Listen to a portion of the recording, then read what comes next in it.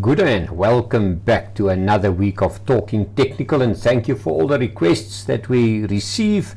And I mean, the first one is of course the top 40. Somebody asked about the Aussie, but that is now the future contract of the top 40.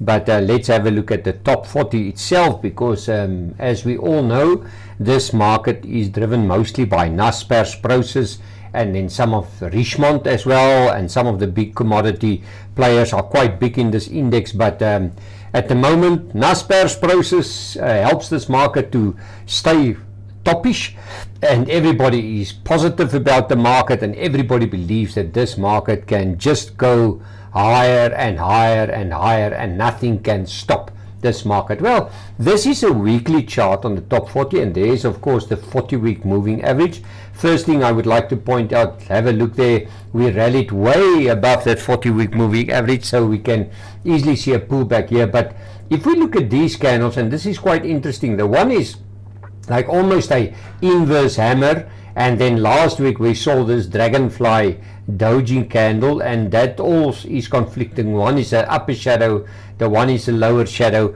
And where will this chart first start to warn? And that is below this little line there. But there's something else there. If you look at this chart, we beautifully inside a rising wedge. We're on the brink of breaking that, testing it in a few hundred points, but at the moment the momentum is still to the top. But if I look at this, remember, a rising wedge always is a warning signal. It always tells you that maybe the index rallied too far. But the first big warning will be when this low of that will be taken out, and that is at 100,215. Can you believe it? When we broke 100,000, no one could believe that, and we went almost as high as 107,000, and just in a few weeks, I mean for 3 weeks. But look at this massive rally from April 73,000 to 105,000 out of commodity stocks and Naspers and process. So it's what I call a magical market. In actual fact, all the markets are magical, and everybody's saying now, France, we must see a relief rally into December. Now, well, I don't know what is a relief rally into December, because we had a rally from April one way to the top. So maybe this year the Christmas rally will maybe just hide away a little bit and be a little bit nervous, and people will say, whoa, let's maybe just take a little bit of a break, and we can maybe just see that this index is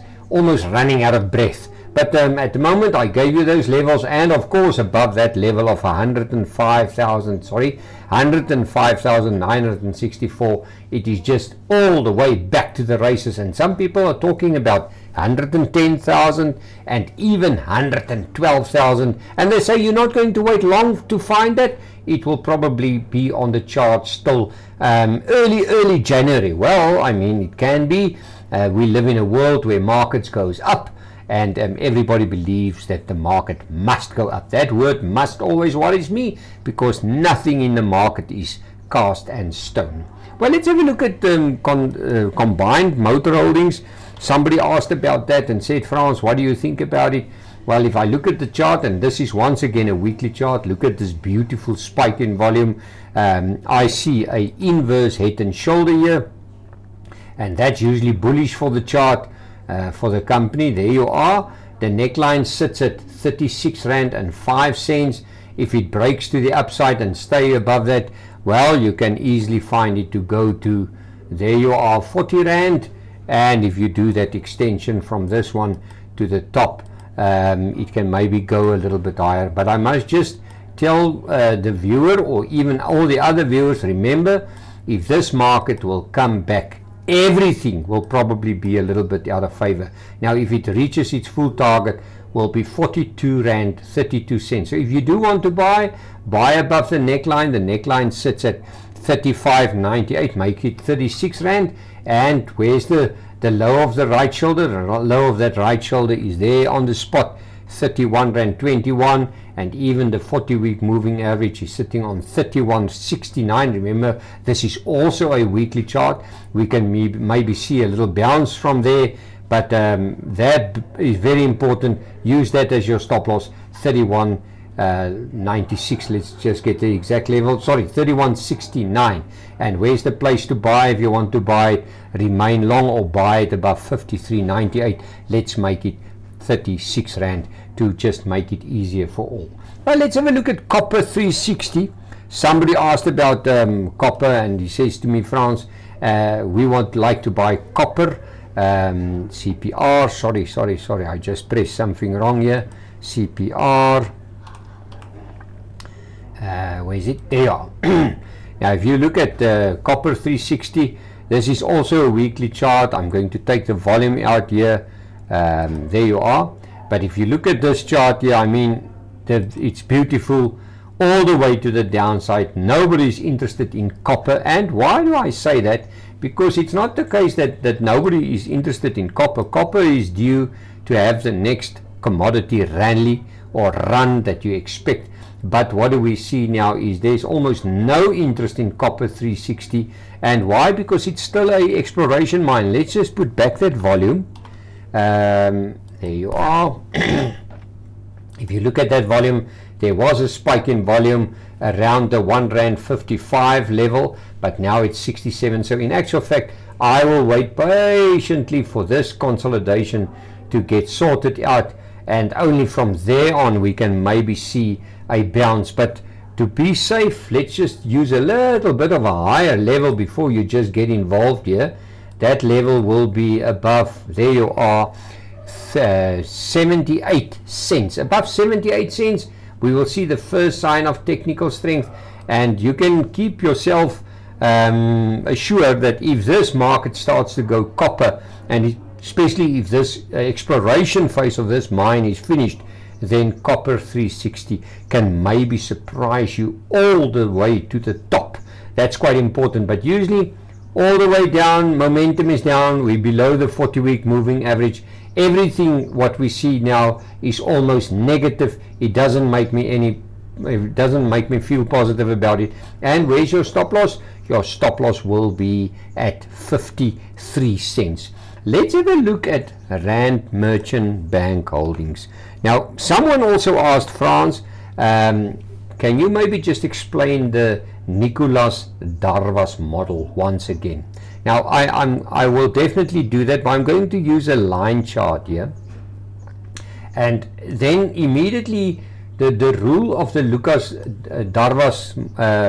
Darvas model was quite simple. You need a long period of consolidation, then you need a spike in volume, and then if it moves up from if it moves up from there, then you've got a classic Nicolas Darvas model. Now we've seen the spike in volume, we saw the consolidation, it broke up there briefly for about a week and a half, and then it pulled back, and now it's just above the 40-week moving average. So for me, if you look at it, the big rule is these guys that bought here, Nicolas Darvas will say only above that level, and that is above 44 cents, everybody will be happy that they bought the stock, and they will be reluctant to sell. So 44 cents is the place where you can maybe add into your position, or you can say that's the place where the Nicolas Darvas model will maybe signal a buy signal,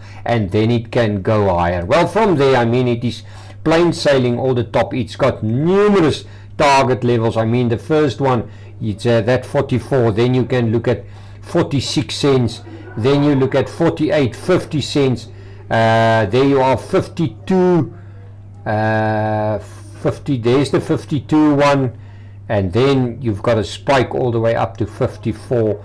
And I mean, in early 2024 we went as high as 67 cents.